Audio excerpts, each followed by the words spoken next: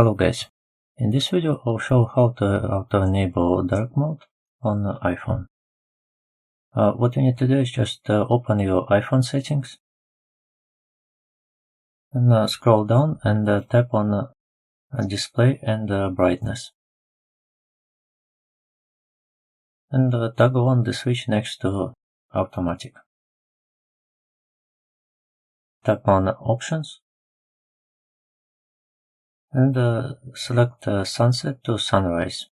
That way your phone will be in light mode until sunset and in dark mode until sunrise. You can also create a custom schedule and set your own time for light mode and dark mode.